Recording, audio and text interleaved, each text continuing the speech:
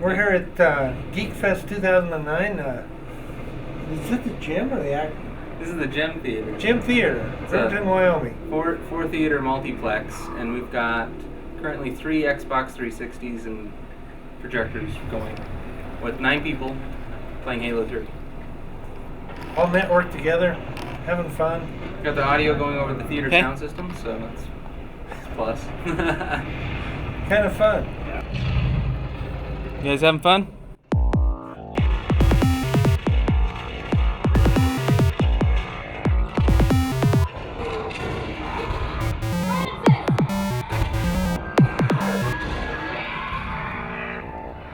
Hi, I'm Fox. I'm Ragable. I don't know what camera I'm looking at. We're looking at the center camera. Okay, good to know. Good to know. So welcome to our second live show. Yes, this is Two Smart Guys live. Yeah, and today we're going to hack a movie theater. I know you don't want to call it a hack. All right, as long as you said it. So this is what, our third theater LAN party that we've had last Friday. Yes, we had more success with this one than the other first two. And so we've learned, we've been through this a couple times, and we've tried to work out our process, and we want to share our process with you. So obviously, the first thing that you need to do is find a movie theater. You got to have connections. Theater. Yes. So you know somebody who can let you in or break in. You know, you can like throw a MacBook Pro through the window, or a Mac Pro. Yeah. You can lift the damn thing. Anyway, so find a movie theater and get access to it. And so that brings us to our second point, which is you've got to scout your location, essentially. Oh, yeah, you got to. Not all theaters are built the same. In like our multiplex, we found out that the screens are all different. They're different distances from the projector booth. So they already have their equipment set up for it, but our little DLP projectors, different throws on them. So yeah, so I mean, you've got to scout your movie theater to determine what existing equipment they have as well for projection and for audio. And our, like Pat mentioned, Pox mentioned, we still have regular old film projectors, so we weren't able to tie into those at all. So we just brought in our own projectors. Right. So do you want to show what our first LAN party kind of looked like? All right. So this is the setup now. It took us an hour and a half, about 2 hours to get this fully set up and operational. But now we have audio working in 3 theaters, 3 projectors with sound. So, yay, theater LAN party. Here's another setup in the first theater. It's got an Xbox and a projector so we can get full screen video.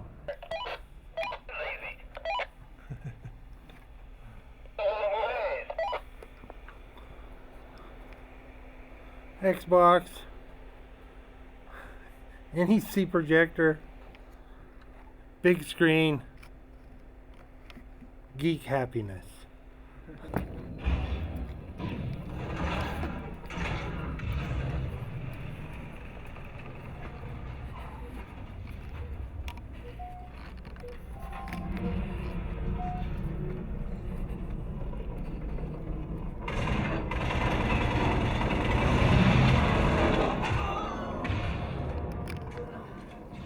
Okay. Yeah, so the first time we got 3 theaters set up, mainly because we didn't have enough people.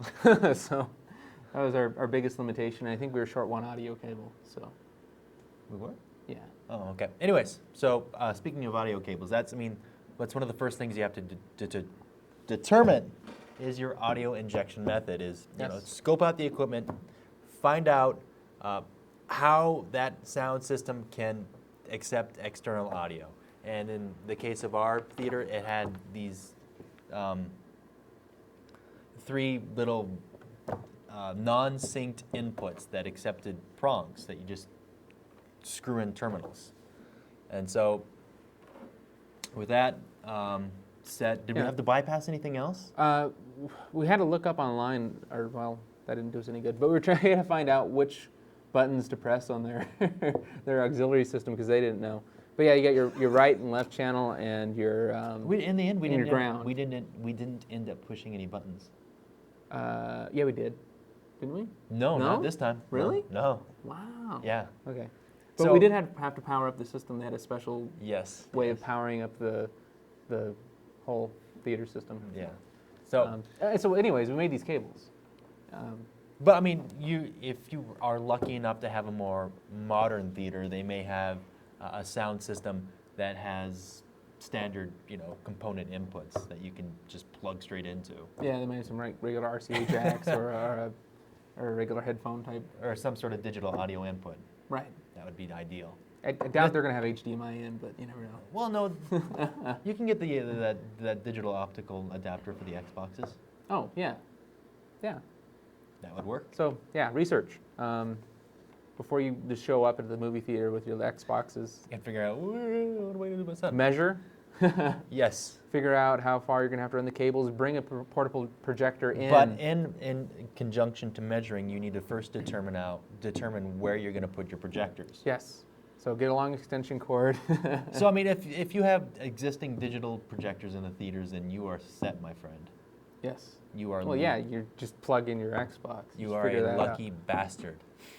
But If you're like us, then you've got to bring in your own projectors, and like Pac said, figure out where to position that projector based on throw distance.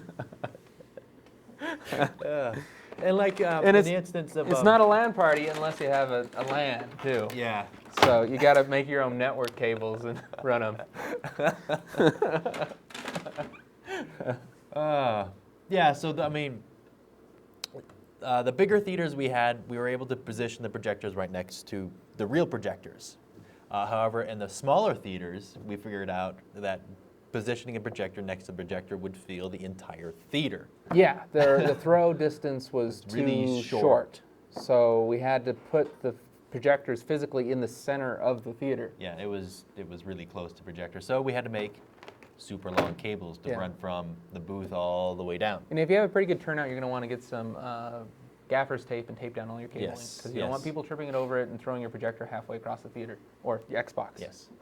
Or killing somebody. Yeah, so after you figure out where you're going to put your projectors, the best way to position them, you need to figure out how you're going to essentially keep them there, like shelving, tripod mounts, That was something. another issue. We got some Walmart shelving that we just crappy Walmart that shelving. we set up to get our projectors in the middle of the theaters was and cheap. put them next to the real film projectors Yeah. upstairs in the projection booth. The thing about the shelves is that we could put the Xboxes and have all our equipment right there, but they're crappy, and you can't really adjust to a fine detail where the image goes. So if you can swing it, you can pick up a projector that has a tripod mount on it, or a full thread. I don't know about that. But You don't yeah. know about that? I You still could- think it would work. There's special mounts that you could get. You could probably figure something else out. Yes. So figure out a way to essentially mount your projector. Yeah. Okay. All right. So what else do we have to do? And then after that, if depending whether you're using your own projectors or digital projectors, you have to determine how you're going to connect your Xboxes to those projectors. Yes. Which brings us to another mess of cables. Because the video goes to the projector, but the audio goes to the sound system, so you have to split that. Right. So it was different for different projectors and different rooms. Right, so that's what I'm saying, is you have to logically work out which projectors accept what kind of inputs and what Xboxes do what kind of outputs. Right. So our movie theaters, they only had Dolby surround sound through the 2-channel. Yes. So it's only 5.1, and or I don't know if it's even 5.1, but it's the lowest level of surround sound. Yeah. And it's analog based. Yeah. So Yeah. we had to make different adapters for the. So in our instance, we'd have to take this cable. Right. So we had the fun issue of the inputs on the projectors too, because we also had 4 different projectors. Yes. So And some took DVI, some took VGA, some took component. And the Xboxes also had different inputs. Some of them were the ones that had HDMI connections, and some of them didn't. Yes. So we had analog Xboxes and digital projectors, and we found out that you couldn't have the analog out and the HDMI plugged in with the standard cable from the Xbox. You had to buy a generic, like Mad Catz, in order to do that, because the cable is physically too thick. Yes. So just fun things that you find out when you're doing all this stuff. Which is why you prep, do a dry run. So you need to work out which projectors go with which Xboxes and the necessary cables to get them together. Right. Okay. And then, I mean, after you have everything laid out, then you should probably measure the length of the cables that you need to make, or RCA cables, or Ethernet cables, or audio cables, any of that stuff. Right? Right. Okay. So we've already gone over our equipment, right? Yeah. Okay. Yeah. Okay. So, yeah, we were saying things that you would need if you were going to throw an Xbox LAN party. Yes. Of course, 4 of everything if you have 4 theaters. So you got to Yes. get four projectors, 4 Xboxes, 4 of each game, and then up to 16 wireless controllers, which surprisingly we never had issues with. But, I mean, the most we've ever had was like 14 people, right?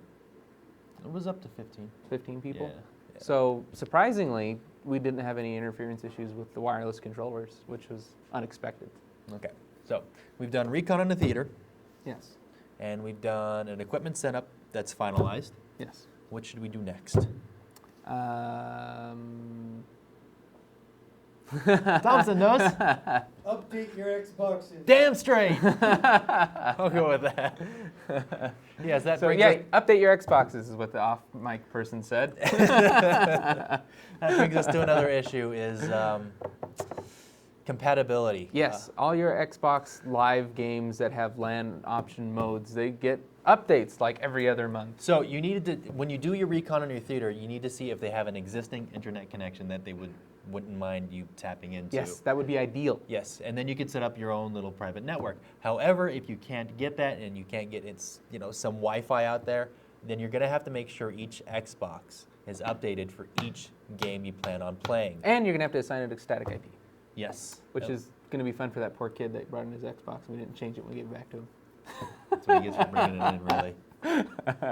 He'd be like, oh, Microsoft, my Xbox doesn't work anymore. I can't get online. Sorry if you're watching this, by the way. You need to go in and change it back to DHCP. Yeah, so keep your game list concrete. Don't change it in the middle of doing your LAN party. One of the things we experienced is changing games, period. There was always issues. Yes, we'll get to that in just a bit. Yeah. Okay. So make sure your Xboxes are updated. Each one's running the same version. Each game has run the latest updates, and you should be good to go there. The other issue is any kind of custom map packs. Some people might have an Xbox that has this map pack downloaded, but this other person doesn't. If it's free, download it. If not, and you want to spring for it, you might as well. Just make things consistent. Yes. Okay. And then differences on projectors and things? Oh yeah, go ahead and go over that. So there's different types of projectors, obviously, that you can use. Ideally, you could use a nice 4K projector that's built into the movie theaters that they're using to show their digital movies. But we don't have that luxury, so No. we're borrowing the little what people out here refer to as PowerPoint projectors to be displaying our images. Thing to note is there's different aspect ratios, and native resolutions and all kinds of things. So, okay, what do you mean by aspect ratio? all right, so Mr. Fox? yeah, so if you got 2 different aspect ratios to really worry about. You got 4:3, which is Okay. your kind of square, regular, standard definition television, Okay. and that's what most of these low-end projectors do. Is their native resolution is a 4:3. But most movie theaters aren't 4:3. No, most movie theaters are set up for something 16:9 or skinnier. Or skinnier. Yeah, because I don't know, maybe Thompson knows, but the CinemaScope and 35 millimeter. The Academy wide is even wider. Oh. Yeah, so if you think you're getting, so like that's why you still on Blu-ray discs you still have what they call the letterboxing on the top and the bottom. Yeah. Anyways, so ideally, if you can get a projector that says it has a wide native resolution, preferably something 720p, because you're blowing it up so big. So that would be the resolution, the well, 720p. well, preferably 1080p, but most of your games are only going to be 720p anyways. Right. And you'll save tons of money if you only go 720p. And are you talking about native resolution or maximum resolution? Right. So a lot of these projectors will say, you can input 1080p, and the native resolution is like 640 by 480, which is standard depth. So it's downscaling. Yeah. So it's just, it's We accept the signal and we'll chunk it down. yeah. So look for something that's natively a widescreen. Okay. Because even if you get something that has like a 720p resolution but it's 4:3, that's like The hell? all of our projectors are like that. They're like 1220 or they're 1024 by 756 or something weird like that. Oh, okay. So that's 4:3, but it letterboxes it to get the widescreen. So you're losing all that information. So you're getting somewhere in between 720p and standard definition. It's not. It's better than standard definition. Yes, But it's yes. still not even 720p. Okay. And what about short throw versus long throw? What's the deal there? What's the deal there? What's the deal? Oh, you get a. Well, if you want to put your projector really close, you get a short throw projector. But if it has to go all the way up in the booth? Yeah, get something long throw. And I guess there's special lenses that you can get to kind of modify existing that projectors. Sounds pricey, though. Yeah, they cost almost as much as the projectors. Yeah, screw that. From what I've looked into. That's probably not a, yeah. Yeah. Anyways, and then another thing is to look at what kind of adjustments you can do on the projector. Yes. There's the Keystone That's a good one to have. that adjusts, like if it's down, it's pointing up, and so your image isn't. Yeah. So you make it look square. Yeah. The more adjustments you can do on the projector, the better the image will look on the movie screen. So take a good half hour out and go through and tweak all your projectors and get them match up all the corners and make them look nice and pretty. And like I was pointing out the aspect ratio thing, you want to set your Xbox 360 to widescreen. You want to set your projectors to widescreen. Yes. Otherwise, you get weird stretched images. Another thing that would be nice is if the projector supports saving profiles, essentially, of settings. Right. Some of them do, some of them don't. Yeah. I mean, if you can get it set up that way, so every time you go in there, just load up that preset and you're good to go. Also, projectors are naturally curved to project up, and if you're up in a projection booth, you need it to point down, so flip the projector upside down, and then there's a menu setting that'll flip the image. That was a good tip via Gabe, I believe. Yes. Yeah. That's good to know. Good things. These are things that we're telling you that took us hours to figure out. So Days, weeks. We slaved. because we didn't know anything before we tried this. Okay. So, next thing up is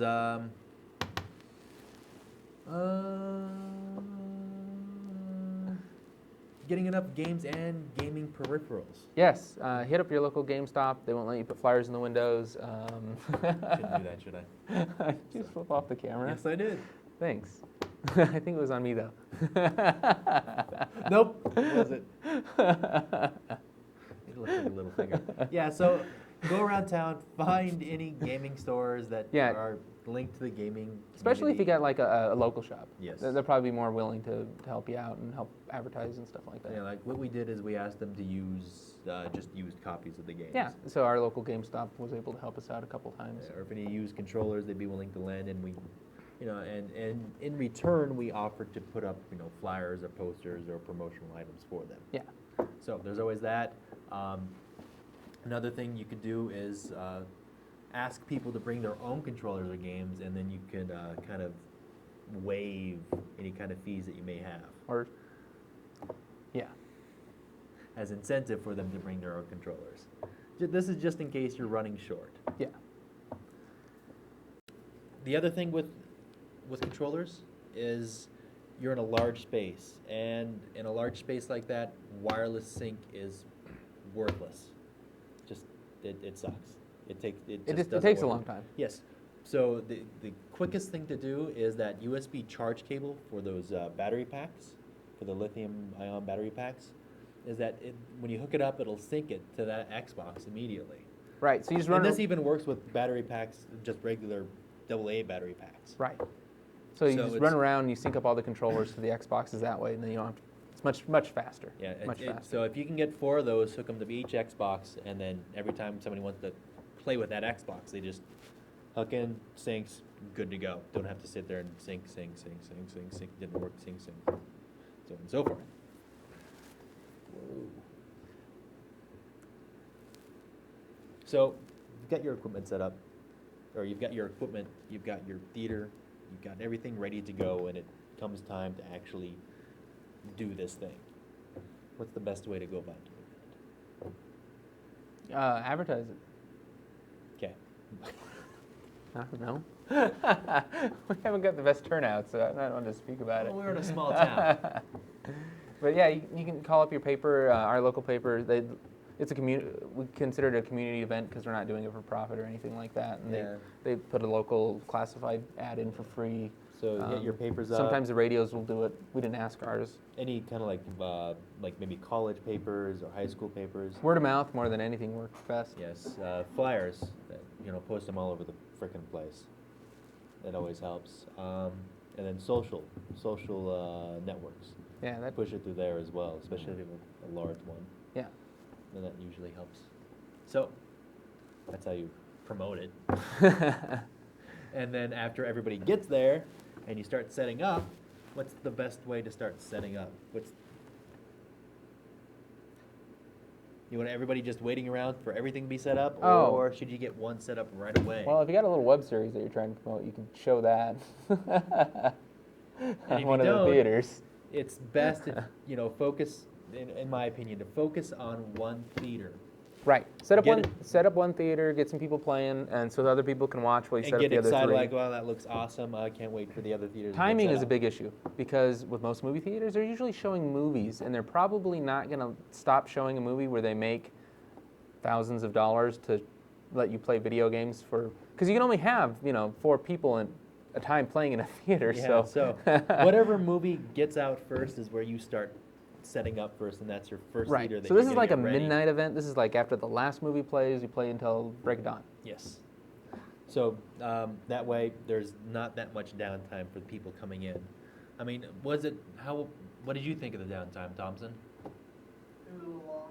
It was a little long? It was a little long. So, I mean, the sooner you can get that first theater set up and games running on that first theater, the better. And then after that, next one up, next one up, next one up, next one up, and then you can start everybody playing together in the same game. Right. Another option is to find some sort of other activity to do while they wait. Yes. It can entertain the crowd while they wait. Yeah, we haven't been doing that very well. No. We need a third person entertaining the crowd. Yeah, we need like a magician at the front or something. What rabbit's app is that? You can hire some strippers. That might work. Yeah. That would work. What do you think, Thompson? Strippers or magician? No comment. No comment. He's a married man. You had a huge contingent that were under 18. Oh yeah, that's another issue too. Is Well, under an 18 people. Yes. Yeah, people under the age of 18 like to play video games. Yes. And there's an issue of liability. Yeah. So it's probably a good idea to draft up a. You need to, talk with the Waiver. theater owner about liability, and either they can provide you with the form, Drive.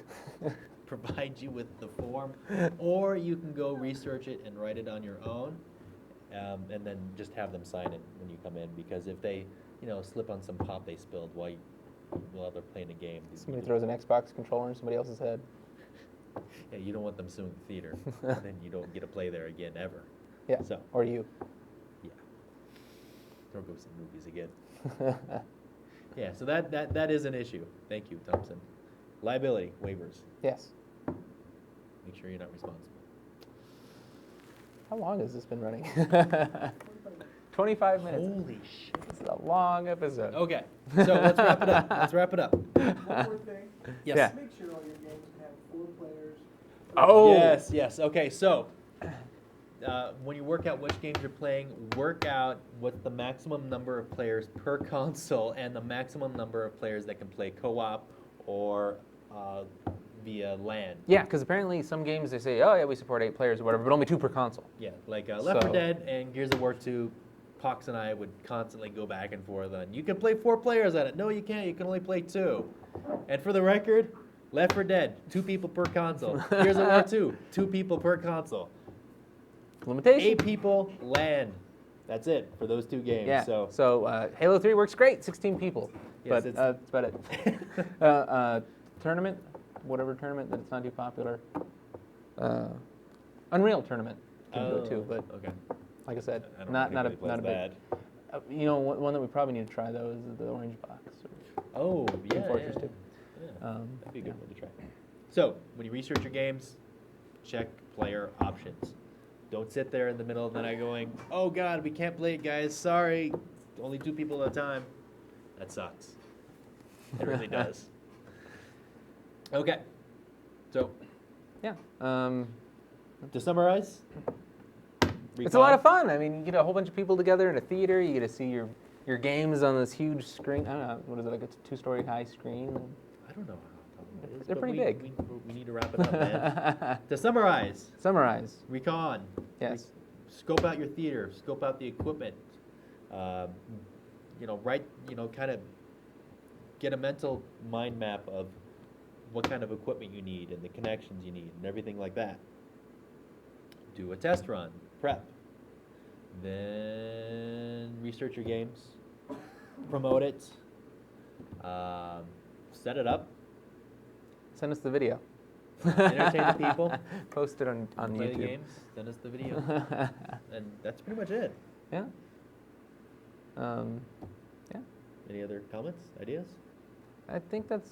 pimpage? I don't know. Is there any of our viewers leave any comments that are watching the live I stream? don't know. Can't. No, they didn't. Oh, well, So, that's nice. That was an interesting experience. Yeah. So, well, thanks for watching our show for one. And if you want to see other shows like these, they're usually about 5 to 10 minutes instead of 25 to 30 minutes. And we cover things like hacking PSPs and iPhones and fixing 360s and burning 360s and things like that. Yeah. Yeah. TwoSmartGuys.com. TOO, smartguys.com. Gotta get that cute. We gotta make a lower third for that someday. Yes, we do. Spell that with my hands. Yeah, and there's also forums on there, a bunch of other smart guys that can help you out with questions like almost instantaneously. They live on there. We have several DVDs of our past shows, so Yeah, if you want to help support our production, please purchase some DVDs. $10 we'll send you out a DVD, put audio commentary Yes, on for there. a donation of $10, we'll send you out a DVD. We'll sign them, and they're Spit on lovingly made here at the Two Smart Guy Studios. That's not it. What else are we pimping? Uh, Yeah, the stream. Every Wednesday night at 10:30 Mountain Time, which is 9:30 California time. Pacific time? yeah. Or later if we're running late. Yes, but we're trying to get this live show thing worked out to be a pretty consistent thing. We know what we're doing. We'll streamline it. Yes, It'll get yes, better, I yes, promise. Yes, we promise. And then our new show, which is much shorter, like 3 minutes, is Beyond the Clipping Plane, which 15 is... minutes total. Beyond the Clipping Plane? Yeah. Oh, totally. If you count all 3 episodes... What is a typical web series? Yeah, typical. 2 guys get sucked into a video game. A lot of fun. A lot of special effects, a lot of work. So go check it out. Beyond the Clipping Plane. All right. Yeah, so we'll see you guys next week, hopefully. Yes.